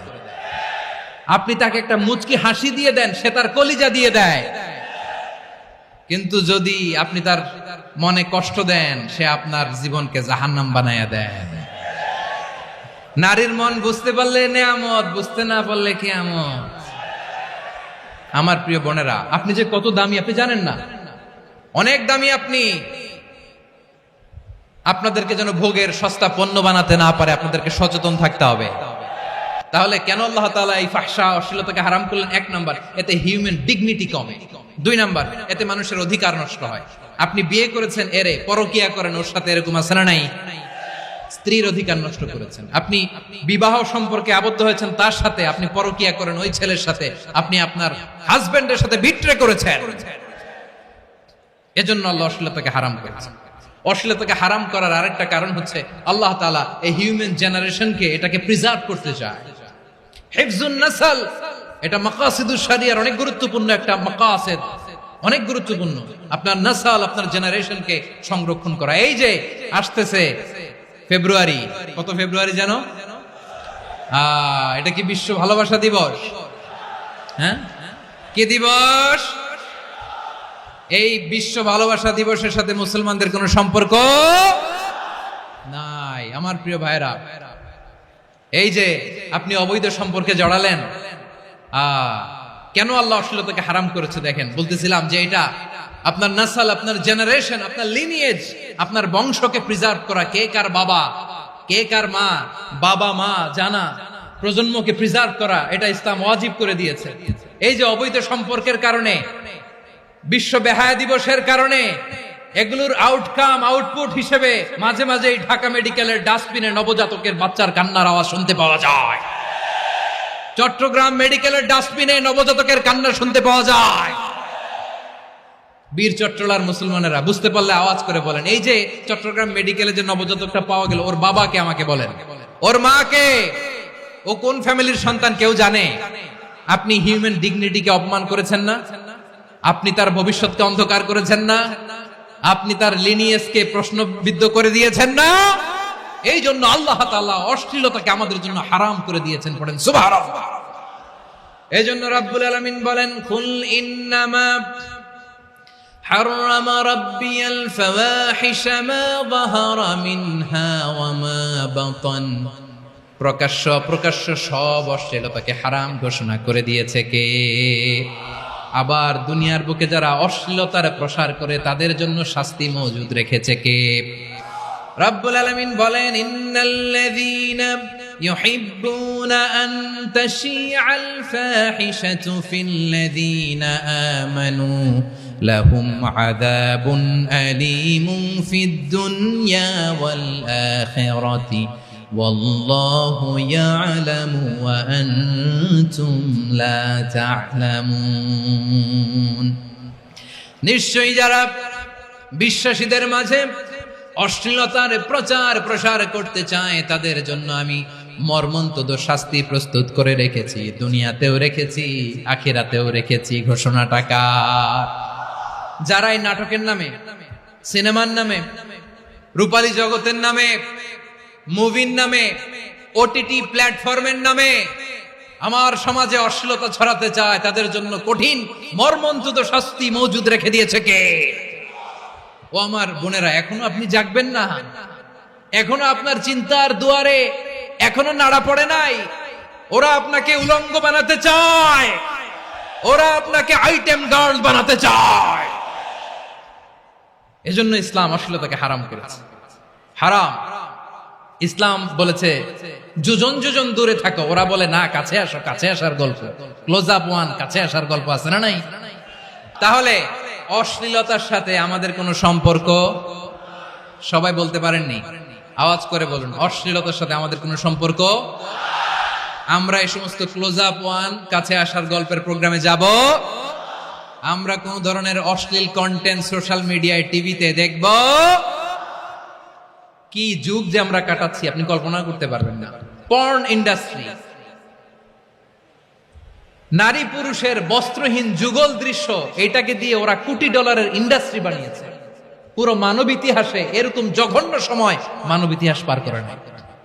পর্ন এটা ইন্ডাস্ট্রি হয়ে গেছে। আমাদের এই যুবকগুলো, জেনজিগুলো, ওদের চরিত্র বাঁচাবে কি করে? কেমন করে হেফাজত করবে ওদের এই মূল্যবান চরিত্র? আমার প্রিয় ভাইরা, এই অশ্লীলতার দ্য লেটেস্ট ভার্সন হচ্ছে LGBTQ, শরীফ থেকে শরীফা। শুনছেন আপনারা? দেখতে পুরুষ, আসলেই পুরুষ, সুস্থ একজন পুরুষ, 4 সন্তানের বাবা, বলে আমি মনে মনে নারী। দেখতে নারী, সুস্থ নারী, আসলেই সে দিব্যি একজন নারী, বলে আমি মনে মনে পুরুষ। সবচেয়ে ভয়ঙ্কর অশ্লীলতার সবচাইতে লেটেস্ট ভার্সন হচ্ছে এই ট্রান্সজেন্ডারিজম। সুস্থ পুরুষ তার বায়োলজিক্যাল গ্রোথকে হরমোন দিয়ে স্টপ করে দিয়ে সে সার্জারি করে নারী হতে চায়। সুস্থ নারী পুরুষ হতে চায়। পুরুষ পুরুষের প্রতি সেক্সুয়ালি আকর্ষণ বোধ করে। এটা লূত আলাইহিস সালামের কওমের মধ্যে ছিল। এটাকেও আল্লাহ কোরআনে ফাহিশা বলেছেন। ওয়ালুতান ইয قال لقومه أتأتون الفاحشة ما سبقكم بها من أحد من العالمين। লূত আলাইহিস সালাম বললেন, তোমরা কি এমন এক অশ্লীল কার্যক্রমে ডুব দিলে নাকি যেটা গোটা বিশ্বের কেউ কখনো করে নাই, তোমরাই প্রথম করেছো। পড়েন নাউযুবিল্লাহ। এই পশ্চিমের এই রোগ আমার দেশে যেন আসতে না পারে, আমাদের সজাগ থাকতে হবে। প্রিয় ভাইরা চিল্লায় বলেন ঠিক কি না? পশ্চিমের অবস্থা ভয়ঙ্কর। পাশ্চাত্যে, আমি যুক্তরাষ্ট্রে ছিলাম অনেকদিন, কয়েক মাস, বিভিন্ন স্টেটে ঘুরেছি। গার্ডিয়ানরা উদ্বিগ্ন, ছেলে মেয়েদেরকে, ছোট্ট ছেলে মেয়ে, ওদেরকে জিজ্ঞেস করে, তুমি how do you feel right now inside yourself? তুমি ভিতরে ভিতরে কেমন ফিল করো? তোমার কি ছেলে ছেলে লাগে না মেয়ে মেয়ে লাগে? আচ্ছা বলেন, এই ছোট্ট বাচ্চাটা ওকে এগুলো জেন্ডার অ্যাসাইনমেন্ট বলতে এগুলো কিছু বুঝে? এইভাবে মিসগাইড করা হচ্ছে। কৌতূহল বশত ছোট্ট ছেলে যদি বলে আমার তো মেয়ে মেয়ে লাগে, তখন বলে যে না তুমি মেয়ে, ছেলে না। মা বাবা বাধা দিলে ওকে আলাদা গভর্নমেন্ট হাউসে নিয়ে যান। ভয়ঙ্করতম অবস্থা। আমরা একটা সময় শুনতাম যে হুজুর আমার ছেলেটা খুব ভালো, হাফেজে কোরআন, আল্লাহওয়ালা। হুজুর আমার ছেলে দাড়ি রাখছে, আল্লাহওয়ালা। হুজুর আমার ছেলে 5 ওয়াক্ত সালাত জামাতের সাথে পড়ে, তার মানে আল্লাহওয়ালা। পশ্চিমে যে আমি কি শুনছি জানেন? ওরা বলে হুজুর আমার ছেলেটা ইউনিভার্সিটির একটা মেয়ের সাথে প্রেম করে, ও খুব আল্লাহওয়ালা, হুজুর দোয়া করবেন। এর কারণ ওদের কাছে আল্লাহওয়ালার ক্রাইটেরিয়া হচ্ছে হুজুর আমার ছেলেটা আরেক ছেলের পছন্দ করে নাই, আমার মেয়েটা আরেক মেয়েকে ভালোবাসে নাই, এজন্য আমার ছেলেটা আল্লাহওয়ালা হুজুর ওর জন্য একটু দোয়া করে দিয়েন। কি চ্যালেঞ্জ ওরা ফেস করতেছে। ওনার ছেলে যে আরেক ছেলেরে বিয়ে করবে না, এটাতেই উনি খুশি যে আলহামদুলিল্লাহ আমার ছেলেটা একটা মেয়েরে ভালোবাসে, আমার মেয়েটা একটা ছেলেরে ভালোবাসে, মানে এটা খুব আল্লাহওয়ালা। নাউজুবিল্লাহ পড়তে পারলেন না? এজন্য অশ্লীলতার সাথে আমাদের কোনো সম্পর্ক। রাব্বুল আলামিন বলেন ওয়ায়ানহা আনিল ফাহশাই ওয়াল মুনকারি ওয়াল বাগি, তিনটা জিনিসকে আমি নিষিদ্ধ করলাম। এক নাম্বার হলো ফাহশা, অশ্লীলতা। দুই নম্বরে হলো মুনকার, সমস্ত মন্দ কাজ। মুনকার মানে হচ্ছে যত মন্দ কাজ, খারাপ কাজ, বাজে কাজ, এটার বলে মুনকার। এটার কি বলে? আপনারা পড়ছেন না, তা'মুরুনা বিল মা'রুফি ওয়া তানহাউনা আনিল মুনকার। সৎ কাজের আদেশ, অসৎ কাজের নিষেধ। মুনকার, মুনকার হচ্ছে মানুষের স্বাভাবিক বিবেকবোধ যেটাকে খারাপ বলে, ওইটাই মুনকার। পৃথিবীর সব আসমানি গ্রন্থ যেটাকে খারাপ বলেছে, মানুষের স্বাভাবিক বিবেকবোধ যেটাকে খারাপ বলেছে, এগুলো সব মুনকার। যেমন ইফতিজিং, এটা কি ভালো না খারাপ? মজুদদারি, খাদ্যে ভেজাল দেওয়া, ওজনে কম দেওয়া, মাছে ফরমালিন মিশানো, চাঁদাবাজি, টেন্ডারবাজি, দখলবাজি, এগুলো আমাদের স্বাভাবিক বিবেকেই বলে এগুলো খারাপ, এগুলো হচ্ছে মুনকার। আল্লাহ তাআলা এই মুনকার থেকে আমাদেরকে বেঁচে থাকতে বলেন, আর শয়তান এই মুনকারের প্রতি আমাদেরকে উদ্বুদ্ধ করে। আল্লাহ তাআলা বললেন, ইয়া আইয়ুহাল্লাযীনা আমানু লা তাত্তাবিউ খুতুওয়াতিশ শাইতান ওয়া মান ইয়াত্তাবি' খুতুওয়াতিশ শাইতানি ফাইন্নাহু ইয়া'মুরু বিল ফাহশাই ওয়াল মুনকার। আল্লাহ বললেন, আমার গোলামেরা শোনো শোনো, ও আমার বিশ্বাসী বান্দারা খবরদার, তোমরা কশিনকালেও শয়তানের পদাঙ্ক অনুসরণ করবে না, কারণ শয়তান তোমাদেরকে অশ্লীলতা এবং মন্দ কাজের দিকে উদ্বুদ্ধ করে। আমাদের কাজ হচ্ছে শয়তান আমাদেরকে যেদিকে নিতে চায় আমরা তার উল্টা দিকে যাব। শয়তান এই মন্দ কাজকে আমাদের কাছে বিউটিফাই করে, চাকচিক্যময় করে আমাদের সামনে উপস্থাপন করে। এজন্য আল্লাহ বলেন মুনকারকে থামাতে হবে, মুনকার প্রতিরোধ করতে হবে। মুনকার প্রতিরোধের দায়িত্ব শুধু আমাদের নাকি? শুধু আপনার খতিব সাহেবের, ইমাম সাহেবের, নাকি মুসলিম উম্মার সবার? আওয়াজ করে বলুন, মুনকার অসৎ কাজ প্রতিরোধের দায়িত্ব কার? রাব্বুল আলামিন বলেন, কুনতুম খায়রা উম্মাতিন উখরিজাত লিন-নাসি তা'মুরুনা বিল মা'রুফি ওয়া তানহাউনা আনিল মুনকার। তোমাদেরকে শ্রেষ্ঠ জাতি করে জমিনের মধ্যে আবির্ভূত করা হয়েছে, যাতে করে তোমরা জমিনের ভেতরে সৎ কাজের আদেশ করতে পারো আর অসৎ কাজের নিষেধ করতে পারো। উম্মা, কুনতুম খায়রা, তাহলে গোটা উম্মার দায়িত্ব, এটা বুঝতে পারছেন তো? আচ্ছা, আরো নিচে আসেন।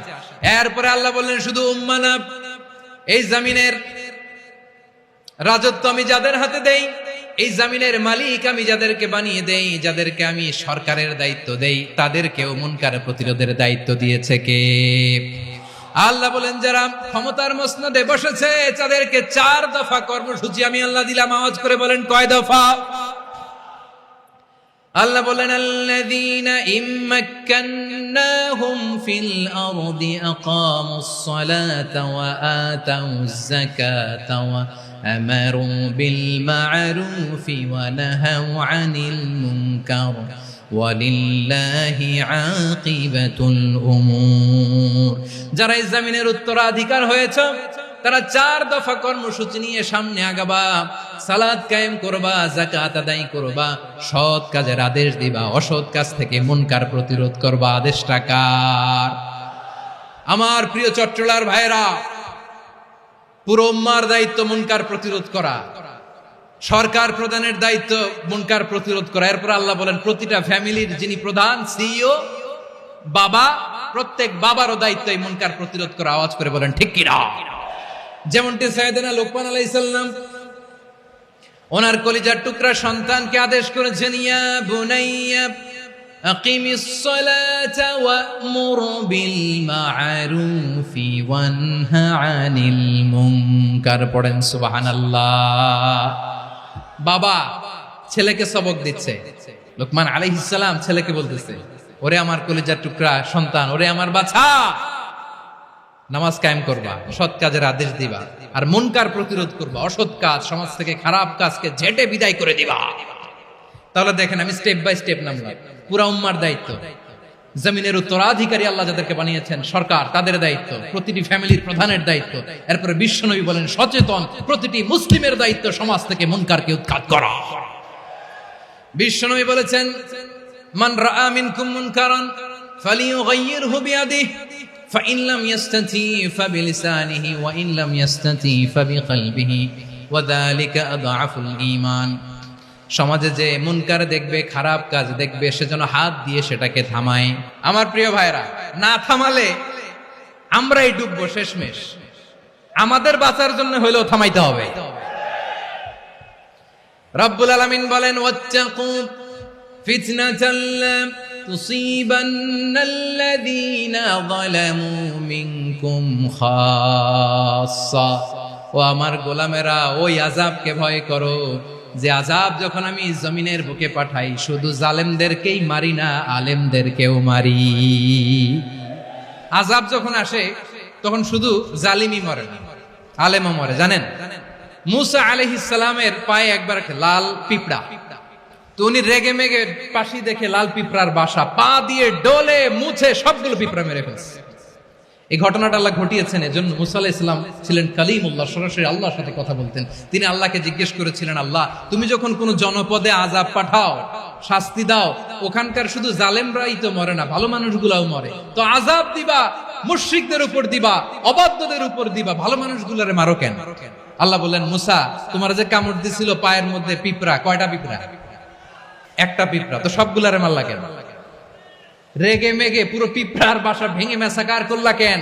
আমি যখন অ্যাকশনে যাই, আমি যখন শাস্তি দেই, তখন এত বাস বিচার করা হয় না, বাস বিচার করা যায় না। যখন অ্যাকশনে যাওয়া হয় ওইটা ডাইরেক্ট অ্যাকশন হয়ে যায়। চিল্লায় বলো ঠিক কি না?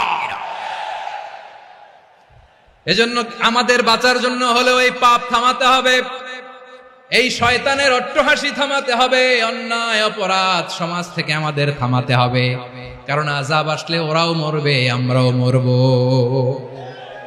একটা জাহাজ 2 তলা, আপনি আছেন 2য় তলায়, নিচের তলার কিছু লোক জাহাজের তলা ছিদ্র করতে আরম্ভ করছে। কি ছিদ্র করতেছে? আচ্ছা, জাহাজের তলা ছিদ্র করলে তলা দিয়ে কি ঢুকে? এখন আপনি যদি বলেন আমার কি, আমি তো 2 তলায়, আমি তো ভালো আছি, ওরা ছিদ্র করে ওরা মরবে। আসলে কি শুধু ওরা মরবে?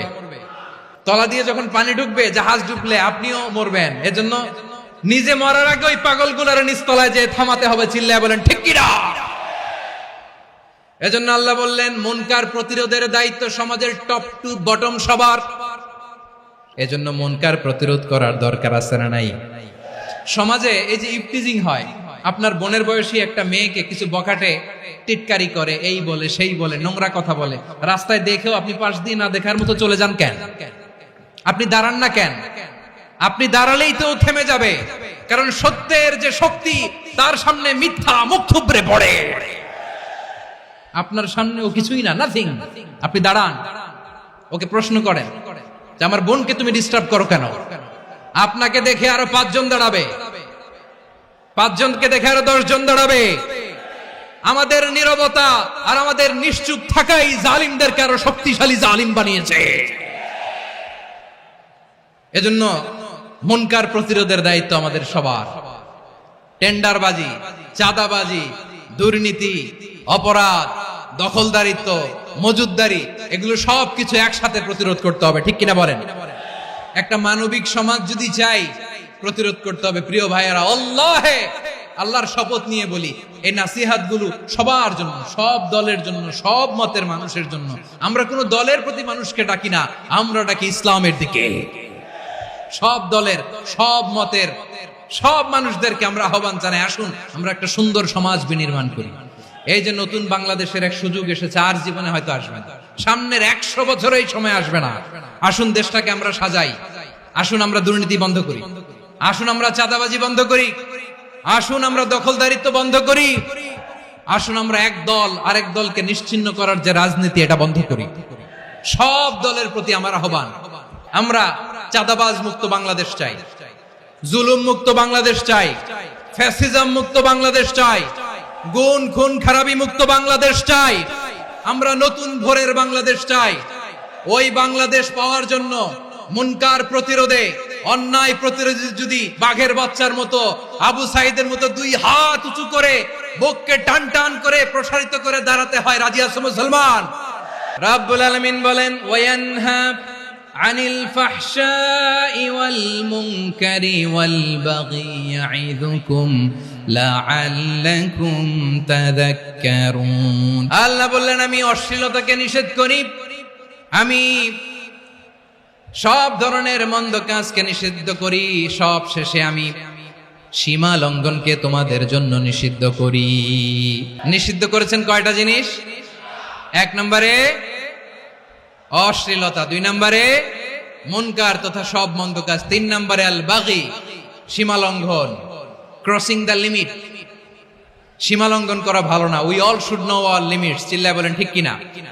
একই আয়াতে আল্লাহ বললেন, কুল ইন্নামা حرم ربي الفواحش ما ظهر منها وما بطن والإثم والبغي بغير الحق। অন্যায় ভাবে যে অবাধ্য হয়, যে সীমা লঙ্ঘন করে, তাদেরকেও আমি এটা হারাম করে দিলাম। সীমা লঙ্ঘন করা হারাম। আল্লাহ বারবার বারবার আমাদেরকে ওয়ার্নিং দেয়। যখন আমরা থামি না তখন আল্লাহ ধরে, আর যখন ধরে তখন ছাড়ে না।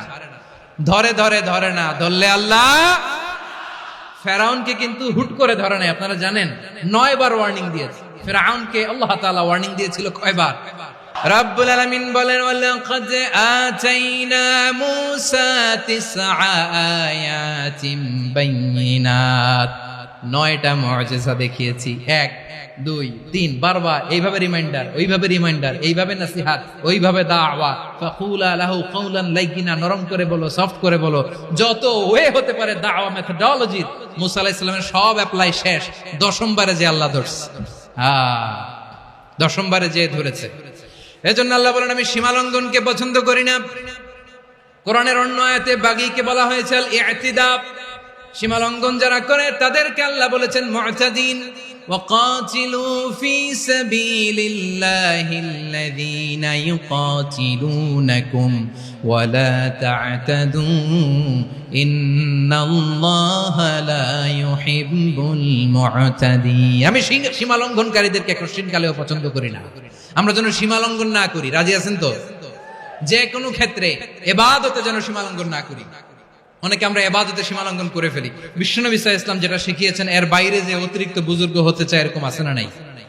কোন ক্ষেত্রেই সীমা লঙ্ঘন করা যাবে, এমনকি যুদ্ধ ক্ষেত্রেও না। বিশ্বনবী সাল্লাল্লাহু আলাইহি ওয়াসাল্লাম বলেন, খবরদার যুদ্ধ ক্ষেত্রেও সীমা লঙ্ঘন করো না।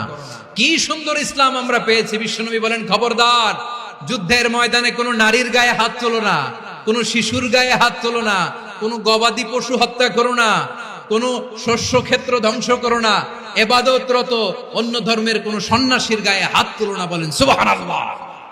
তাহলে আমরা সীমা লঙ্ঘন করতে পারবো? প্রিয় ভাইরা, একটা সুখী, সমৃদ্ধ, শান্তির সমাজ, মানবিক সমাজ যদি আমরা গঠন করতে চাই, আমাদের আল্লাহর দেয়া কয়টা আদেশ মানতে হবে বলেন দেখি? আর বেঁচে থাকতে হবে কয়টা জিনিস থেকে? আল্লাহর আদেশ কি? 1 নাম্বার আদাল, ন্যায়পরায়ণতা। আমরা সুবিচার, সুশাসন, ন্যায় বিচার চাই কি চাই না? 2 নম্বরে কি ছিল? মাশাআল্লাহ, আমরা যেন সবার প্রতি দয়া পরবশ হই, ইহসান করি। 3 নম্বরে কি ছিল? নিকটাত্মীয়দের দান করা, তাদের অধিকার প্রাপ্য বুঝিয়ে দেওয়া। পাশাপাশি 3টা জিনিস থেকে আল্লাহ বারণ করেছেন, নিষেধ করেছেন। তার প্রথমটা ফাহশা, অশ্লীলতা। অশ্লীলতার সাথে আমাদের কোনো সম্পর্ক। 2 নম্বর নিষেধাজ্ঞা কি ছিল? আল মুনকার, সমাজের যত মন্দ কাজ, এগুলোকে আমরা প্রতিরোধ করব। রাজি আছেন তো সবাই? 3 নম্বরে আল বাগী, সীমালঙ্ঘন। কোন মুসলিম সীমালঙ্ঘন করে না। রাব্বুল আলামিন শেষে বললেন, ইয়াইদুকুম লাআল্লাকুম তাযাক্কারুন। আল্লাহ তোমাদেরকে উপদেশ দেন যাতে তোমরা শিক্ষা গ্রহণ করো। আমরা উপদেশ দেব, আমরা জোর করে কাউরে কিছু মানাতে চাই না। লা ইকরাহা ফিদ্দিন ওয়া যাক্কির ফা ইন্না যিকরা তানফাউল মুমিনিন। উপদেশ দিলে এটা মুমিনদের কাজে দেয়। লাস্তা আলাইহিম বিমুসাইতির ইন্নামা আনতা মুযাক্কির। নবী হে, আপনি রিমাইন্ডার দাতা, আপনি উপদেশ দিবেন। আমরাও বিশ্বনবীর এই হাদিসগুলো থেকে, কোরআনের আয়াত থেকে রিমাইন্ডার, এই কথামালা, বাণী বাহক হিসেবে এই বাণীগুলো আপনাদের সাথে কাছে পৌঁছে দিলাম। আমরা আল্লাহ তাআলার কাছে প্রার্থনা করি, আল্লাহ আমরা যেন আদল দিয়ে আমাদের সমাজকে গঠন করতে পারি। আল্লাহ আমরা যেন ইহসান করতে পারি, আমরা যেন নিকটাত্মীয়দের দান করতে পারি। আল্লাহ যত ধরনের অশ্লীলতা, অনাচার, মন্দ কাজ, সীমালঙ্ঘন, অবাধ্যতা থেকে যেন আমরা বেঁচে থাকতে পারি। আল্লাহ তাআলা আমাদের সবাইকে কথাগুলো বোঝার ও আমল করার তৌফিক দান করুক।